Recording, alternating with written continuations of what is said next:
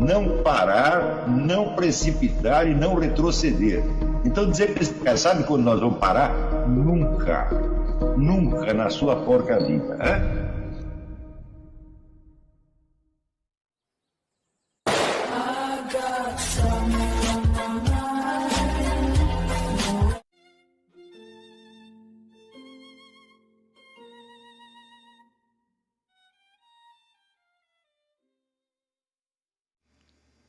E aí pessoal, tranquilo?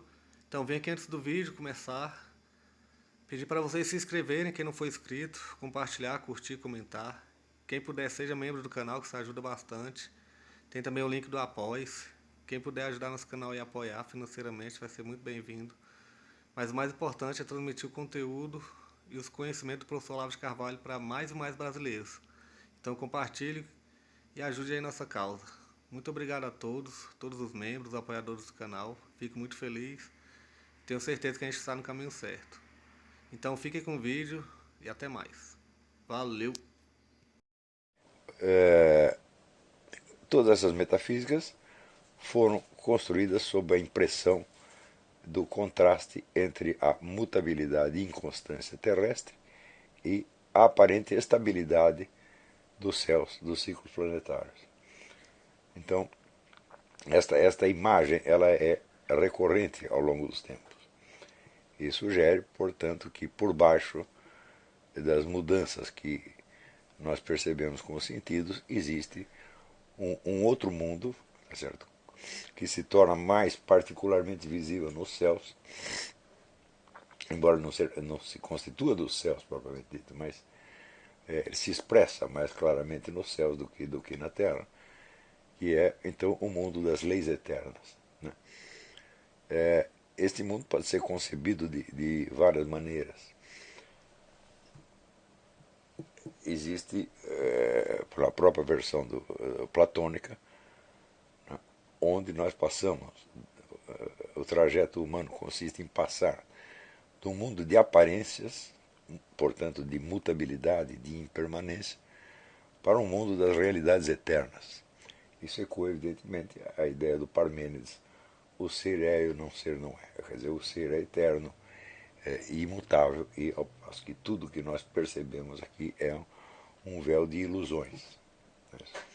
Esse tema reaparece em Platão, ele aparece quase igual na metafísica hindu, e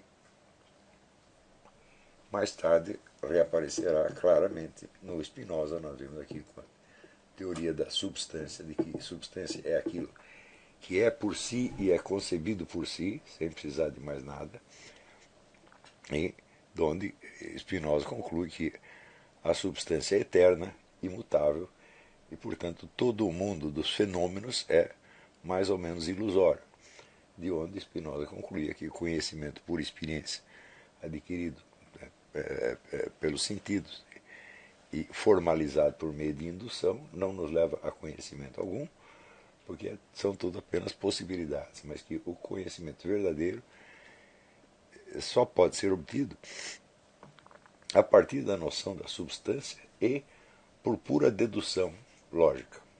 Então, a dedução lógica, a estrutura da razão, ela imita, por assim dizer, a estrutura da substância. Então, é só por meio da pura razão que podemos chegar a um conhecimento firme. A mesma ideia ressurge de tempos em tempos nos lugares mais imprevistos. Se eu disser para vocês, por exemplo, que Karl Marx e Nietzsche acreditavam nessa mesma teoria, pode parecer até absurdo, mas o fato é que isso está muito bem documentado. Né? Se o mundo das aparências não é o verdadeiro mundo, se existe algo de eterno e imutável, mas tudo o que nós conhecemos muda com o tempo, então nós temos que achar uma explicação para a existência dessa mutabilidade. E existem duas soluções clássicas. A primeira é negar a mutabilidade, negar as aparências, certo? Como nas doutrinas hindus, E a segunda é o recurso grego de apelar ao eterno retorno. Quer dizer, as coisas vão mudando, no fim tudo termina e começa de novo igualzinho. Quer dizer, o ser, por assim dizer, se refaz.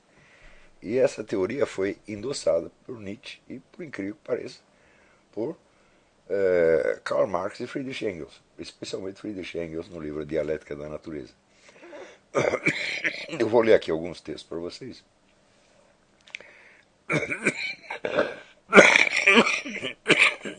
E vocês vão notar uma coisa muito interessante.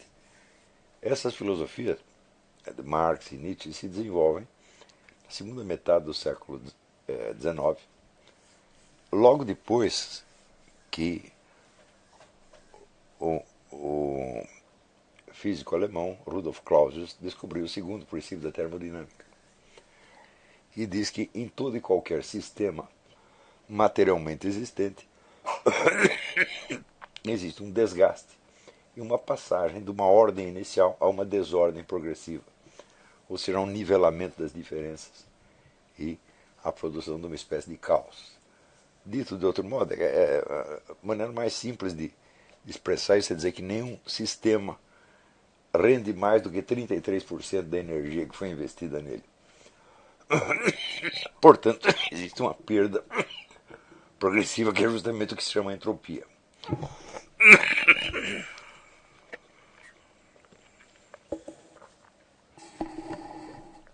Evidentemente, a entropia exigia que se renunciasse de vez à ideia do universo, especialmente do mundo celeste, como um mundo de estabilidade e eternidade. Ao contrário, ela exigia uma ideia da história do universo. É uma ideia que não havia ocorrido a praticamente ninguém até o século XIX, mas que obteve tantas confirmações científicas depois disso que não tem mais nem como discutir. Porém, a reação imediata dos filósofos que haviam aderido de algum modo à ideia de substância do Spinoza foi negar o segundo princípio da termodinâmica. Então nós vemos essa luta inglória de Nietzsche e Engels contra o segundo princípio da termodinâmica. Parece um absurdo, quer dizer, você bater de frente assim com uma descoberta científica tão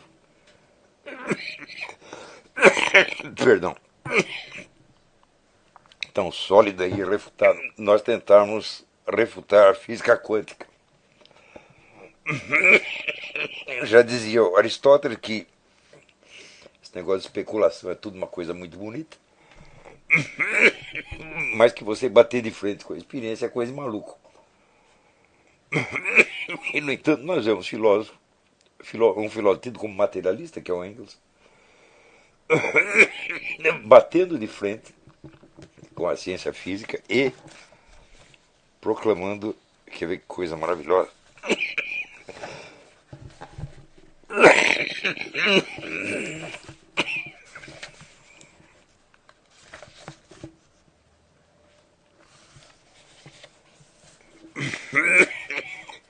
na ciência teórica da natureza, diz ele na dialética da natureza, devemos contar frequentemente com grandezas que são incompletamente conhecidas.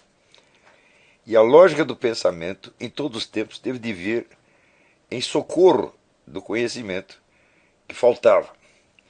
Ou seja, esta ciência lida com elementos que são mal conhecidos e, não podendo supri-los, ela tem de pedir socorro o quê? A especulação, a lógica do pensamento. Então você vai ver um filósofo tido como materialista, um dos mais materialistas, apelando ao método caracteristicamente idealista, que é da pura dedução spinoziana. Daí diz ele: agora, a ciência moderna da natureza teve de adotar o princípio da indestrutibilidade do movimento. E ela teve de tomar esse princípio emprestado da filosofia. Ou seja, a indestrutibilidade do movimento não é um princípio científico. É um princípio filosófico que diz ele. A ciência atual está afirmando a indestrutibilidade do movimento, mas sem ter motivos científicos para isso. Ela toma isso de motivos puramente especulativos ou racionais.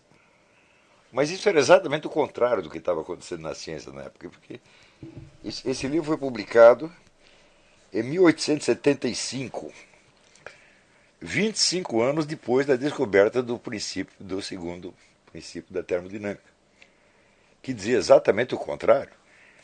O princípio da o segundo princípio da termodinâmica afirma claramente a destrutibilidade do movimento. Todo movimento termina em entropia. E, portanto, o segundo princípio da termodinâmica ele implica que o universo teve um começo, que ele tem uma história e que ele está indo em direção a um fim. Ou seja, quando o Ortega y Gasset muito mais tarde dirá assim, o homem não tem natureza, mas tem história, nós podemos responder, a natureza também. As famosas constantes da natureza, hoje em dia se parecem mais com hábitos da natureza do que com constantes universais, imutáveis. Né? Isso quer dizer que tudo no universo está se transformando e está indo em direção a um fim. Justamente por causa do fator da entropia. Claro que esse fim pode demorar, sei lá, milhões de anos. Obrigado.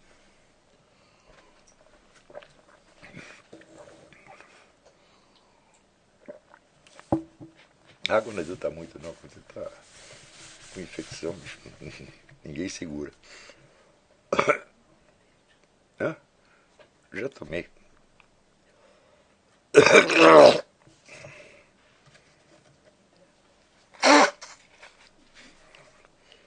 Então,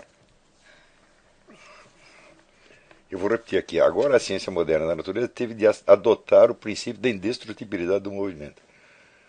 Quer dizer, ele sabia da existência do segundo princípio da termodinâmica. Por que ele afirma exatamente o contrário? Ele mesmo está dando a razão, dizendo, não, a ciência ela está lidando com elementos que são inexatamente conhecidos, então ela tem de fazer apelo à lógica do pensamento. E com base na lógica do pensamento, ele tem esta indestrutibilidade do movimento. Ou seja, o movimento é eterno. Se ele é eterno, acontece a seguinte coisa. Ele é eterno para trás, eterno no passado e eterno no futuro. Não é isso? Ora, se nós aceitamos a eternidade do movimento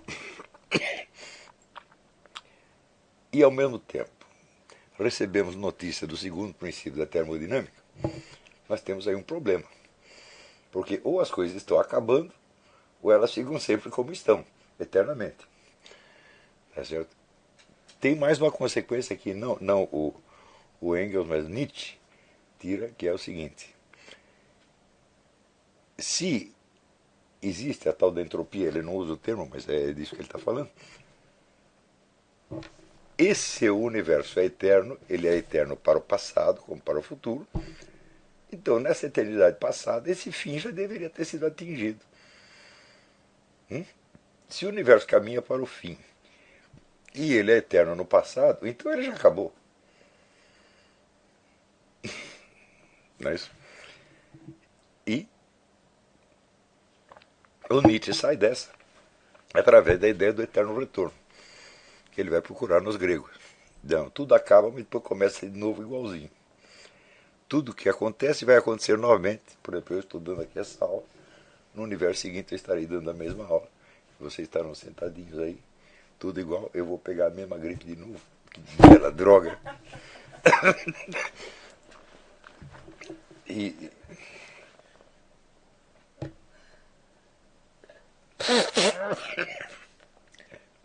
Só que tem o seguinte, no intervalo entre os mundos, o que acontece? O mundo acabou, sobrou um nada. Não é isso? Então, da onde esse mundo se refaz? Do nada? Bom, do nada é evidentemente impossível. Nada produz.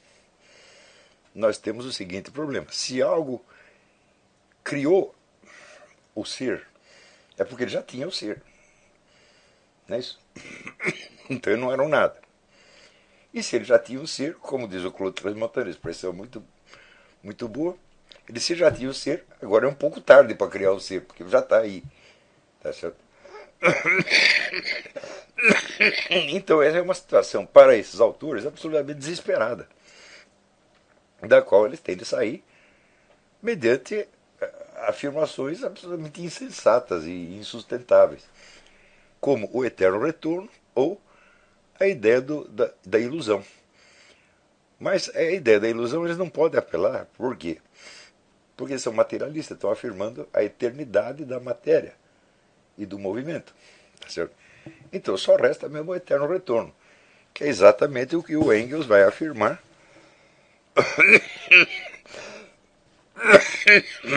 Quer ver?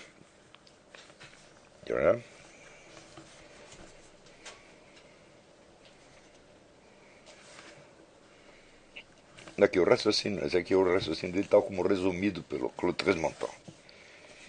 Se o ateísmo é verdadeiro, então o universo físico é o ser, a totalidade do ser. Em consequência, o universo físico deve ser eterno no passado e eterno no futuro. Ele não é gastável, ele não se gasta, não se desgasta. A matéria que constitui o universo físico deve, portanto, se engendrar a partir dela mesma eternamente. Então a matéria está continuamente se engendrando a si mesma. Ora, mas se ela está continuamente se engendrando a si mesma, então o segundo princípio da termodinâmica não se aplica à matéria e ele é falso. Então, quer dizer, o sujeito que está falando em nome da ciência, ele está indo diretamente contra o que a ciência já vinha afirmando fazia 25 anos, então. Ou seja, o que o Engels está fazendo é deduzir a constituição do universo a partir do ateísmo colocado como princípio. Em contraste com tudo isso, a cosmovisão judaico-cristã afirma o seguinte: este mundo aqui não é eterno, ele teve um começo e terá um fim, mas para além dele existe uma outra dimensão que é eterna e imutável, que é puramente espiritual. Isso não tem um corpo no espaço.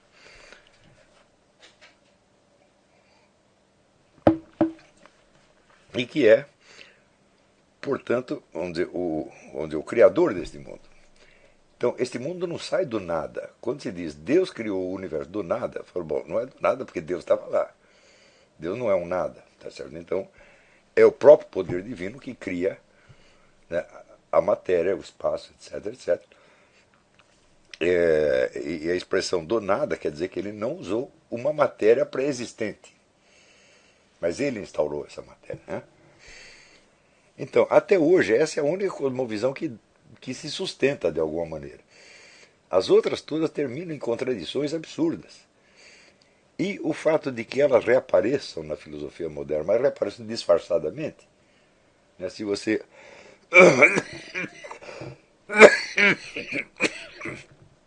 disser, por exemplo, que Engels ou Nietzsche estão voltando aqui a Parmênides ou ao hinduísmo, as pessoas nem sabem do que você está falando, que vai parecer tão esquisito.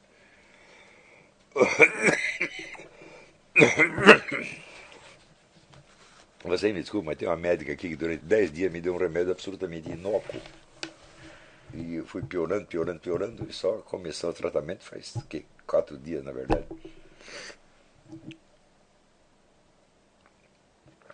E é uma mulherzinha que eu não sei porque ela não gosta de mim. Diz que eu falei para ela que eu sou fumante, ela não olhou mais na minha cara. Eu receito o remédio errado só para sacanear.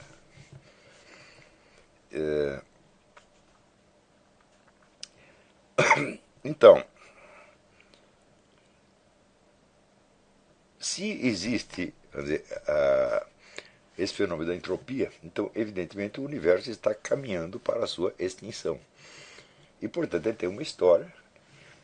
E portanto você não pode mais falar de leis da natureza propriamente dita. Você pode falar em leis no sentido cognitivo, no sentido epistemológico, mas não de leis físicas, ser absolutamente constantes. Hoje você vê isso na física quântica de uma maneira ostensiva. Acho que não tem teoria física mais amplamente comprovada pela experiência do que a física quântica. E, no entanto, tudo isso no século XIX apareceu como uma espécie de escândalo.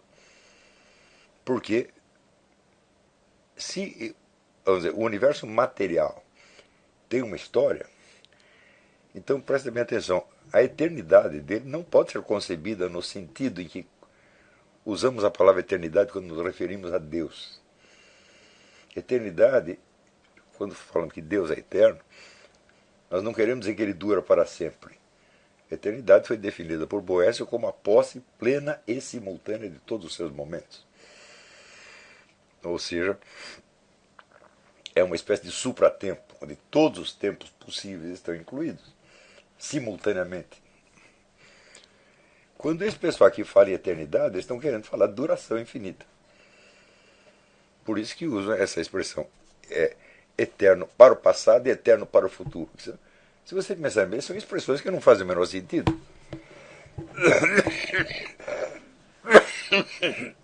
Se existe uma eternidade, qual é o sentido de você falar de passado e futuro? Passado e futuro só existe quando a eternidade se projetou na dimensão temporal e, portanto, ela se desdobra em momentos separados. A característica fundamental do tempo é que os seus momentos não podem ser simultâneos. Né? Então, o transcorrer de um desses momentos é absolutamente incompatível com a presença de outro momento. Por exemplo, você não pode ter 2 anos de 17 ao mesmo tempo. Né? Então, você não pode estar aqui hoje, sendo que hoje já será amanhã. Tá certo? Então, assim como no espaço você tem uma separação entre os corpos, no tempo você tem uma separação entre os momentos. Exatamente a separação que no plano da eternidade não existe. Isso quer dizer que todos os momentos concebíveis, Deus transita entre todos eles sem a menor dificuldade. Se existe uma diferença entre passado, presente e futuro, é o próprio Deus que a instaura desde uma dimensão onde todos eles já estão abrangidos. Por isso que Santo Agostinho definiu o tempo como uma imagem móvel da eternidade. Por exemplo, toda a história que nós contamos do transcurso temporal, nós podemos imaginá-lo também como uma estrutura espacial. O que é a partitura de uma música? É um desenho no qual todas as notas que serão tocadas em sequência estão todas juntas. Claro que se você tocar todas juntas, você não tem melodia nenhuma, é uma confusão dos diabos. Mas na partitura elas estão todas juntas. Então não tem um jeito de você ir comprar a partitura, o sujeito entrega 2 notas hoje, outra amanhã, outra amanhã. Não é possível isso, é? Num disco, todas as notas estão juntas. Você toca o disco, elas se separam no tempo. Supondo-se que seja possível tocar o disco na mesma velocidade com que a música é executada. Se houver uma defasagem, pronto, já melou tudo. Tá certo? Mas nossa história também, nós vivemos momentos distintos. Eles são, não podem ser fundidos. Tá certo? Mas nós podemos conceber a nossa vida como uma ordem, uma estrutura. Quando eu falo, por exemplo, sei lá, das 12 camadas da personalidade, eu estou falando delas todas ao mesmo tempo. E elas são concebidas ao mesmo tempo. Tá certo? Quer dizer, a ordem temporal se torna uma estrutura lógica, ou que pode ser representada por uma estrutura espacial. Não é isso? Quando você, às vezes em arquitetura, se fala do ritmo de um edifício, ou do ritmo de uma pintura. Ou seja, você pega a imagem estática, diretamente no quadro, e converte numa narrativa. Aquela imagem, você olha e diz, o que está acontecendo aqui? Né? Se vocês se lembrarem das aulas que eu dei sobre o quadro dos embaixadores, do Holbein, vocês vão ver claramente isso. Você tem uma cena estática, mas tem uma história ali dentro. Né? Então, essa passagem, vamos dizer, que nós frequentemente operamos do temporal para o espacial, já é um sinal de que nem o espaço nem o tempo subsistem por si mesmos, de que eles remetem a uma ordem superior que os transcende e que, de algum modo, nós apreendemos alguma coisa dessa ordem. Senão não poderíamos fazer essas permutações. Está entendendo? Quer dizer, uma espécie de antevisão, ou pressentimento da eternidade, é algo que está por baixo da sua simples possibilidade de ouvir uma música ou de entender o quadro. Tá certo? E entendemos claramente que essa dimensão da eternidade, embora não tenhamos acesso completo a ela, porque seria um absurdo uma criatura que está presa dentro do tempo apreender a eternidade, né? Seria como você querer fazer, sei lá, um balde de água caber dentro de uma gota, não vai dar, né? Então, nós temos esse pressentimento da eternidade e ele é suficiente para nós compreendermos que essas duas dimensões, espaço e tempo, elas não podem ser concebidas separadamente, não tem como. Elas não são a mesma, elas são totalmente diferentes uma da outra. Quer dizer, a presença de corpos separados equivale à sucessão de momentos também separados. Mas, se eles fossem 100% absolutamente separados, nós não poderíamos concebê-los juntos. Nós os concebemos juntos porque concebemos o espaço como o tempo e o tempo como o espaço. O que já prova claramente que a nossa mente transcende essas duas dimensões e é capaz de articulá-las. Qualquer um consegue fazer isso, né? E eu acho que até certos animais fazem isso. Ou seja, nós não precisamos nos achar tão importantes só porque nós fazemos isso. Porque, de algum modo, ou de maneira menos perfeita e menos completa, os animais também podem fazer isso, né? Então,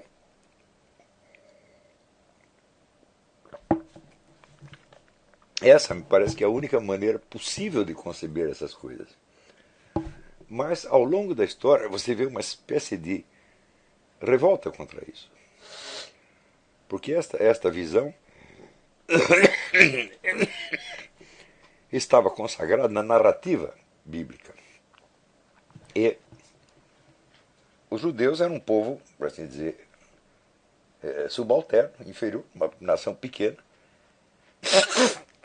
errante, muitas vezes expulso das suas terras, que chegou a viver em outro país como na condição de escravos, ao passo que os gregos tinham a sua cultura local, o seu domínio territorial, tá certo? E eles não tinham a menor ideia dessas coisas. Né? Uma dimensão, por exemplo, de história cósmica, eu digo, na Bíblia está claríssimo que é uma história cósmica. Não é isso? E não é apenas uma cosmogonia, isso é um relato do surgimento do universo, mas é uma cosmologia da criação. Portanto, há um diálogo, há uma permutação aí entre a eternidade e o tempo, entre o infinito supraespacial e o espaço. Isso está em cada linha do Gênesis. E isto não tem similar, vamos dizer, em cosmologia nenhuma. Não é isso?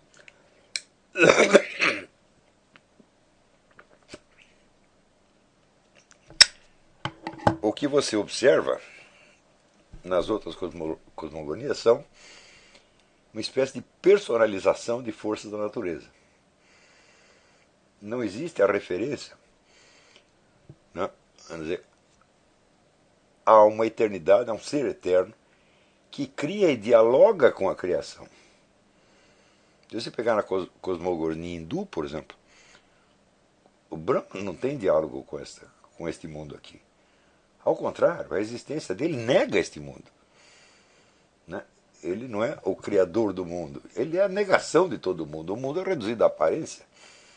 Tá certo? Se desfaz como pó, tá certo? E o trajeto do ser humano, do buscador da verdade, consiste exatamente em negar o mundo e afirmar o ser eterno.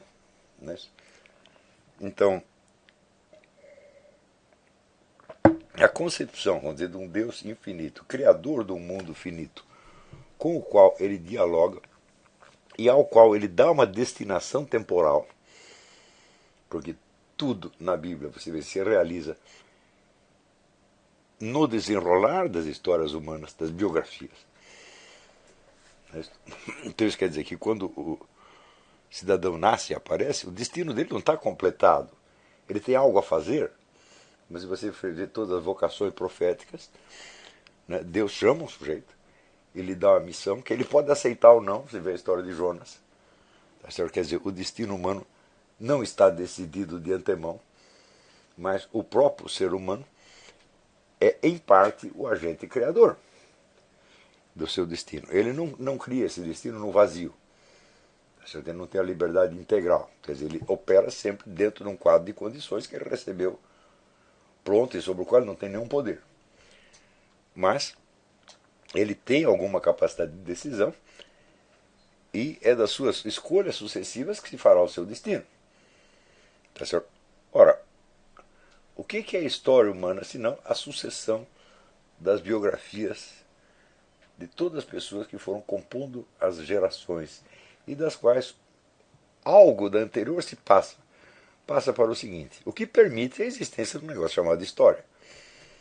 Né? Quer dizer, se não houvesse uma herança histórica, uma herança que passa de uma geração para outra, não teria o menor sentido você falar em história, porque cada história começaria do zero.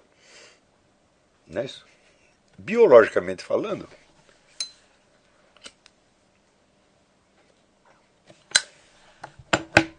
você pode dizer que começa do zero. Quer dizer, cada nova criatura que aparece, ela é algo por si mesma, e a partir do momento que ela foi gerada, ela é independente do gerador. Quer dizer, se teu pai te gerou, ele não vai precisar gerar de novo, né? Você já foi gerado, já nasceu.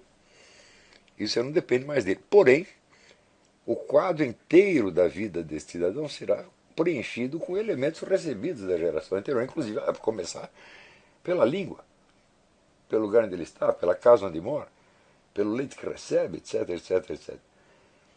Então, se a própria natureza física ela tem uma história, tudo que se passa dentro dela também tem uma história, inclusive a nossa vida. Então, esta dimensão radicalmente histórica da visão bíblica é totalmente desconhecida de todas as outras cosmologias. E hoje nós entendemos que nós não podemos viver sem ela.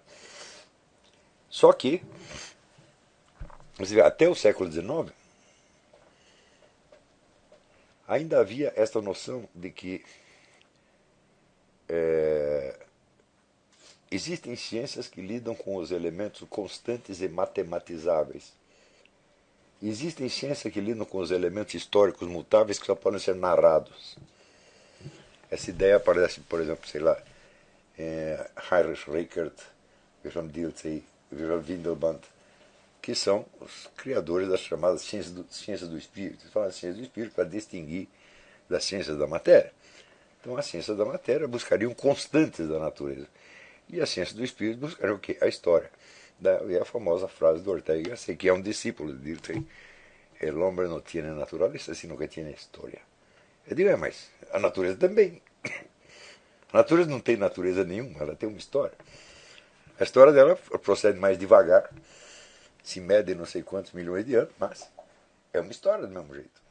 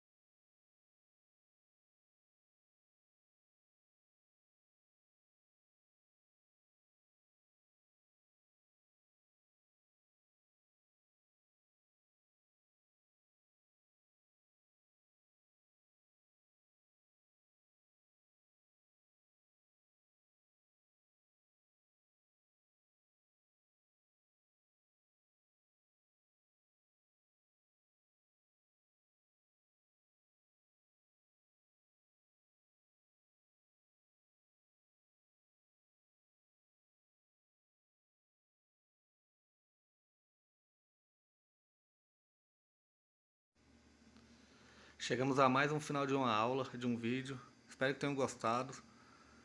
Quem não se inscreveu ainda, se inscreva, compartilhe, comente. Ajude o nosso canal, apoie, seja membro. E ajude o nosso canal a chegar a cada dia a mais brasileiros que precisam muito do conhecimento do professor Olavo de Carvalho. Então é isso aí, fique com Deus, até o próximo. Valeu! Então é isso aí, pessoal, que é o nosso canal, que são alguns livros que eu já li. A maioria foi doação, mas alguns eu adquiri, professor Olavo de Carvalho. Alguns livros se perderam aí que eu emprestei, professor Alexandre Costa, a Bíblia Sagrada. 10 lições sobre Karl Marx. Indico a não ler esse livro, que é muito ruim mesmo. Alguns pensadores aqui que realmente, como o professor Olavo de Carvalho disse, não são pensadores. Valeu, tamo junto aí. Apoie nosso canal, seja membro.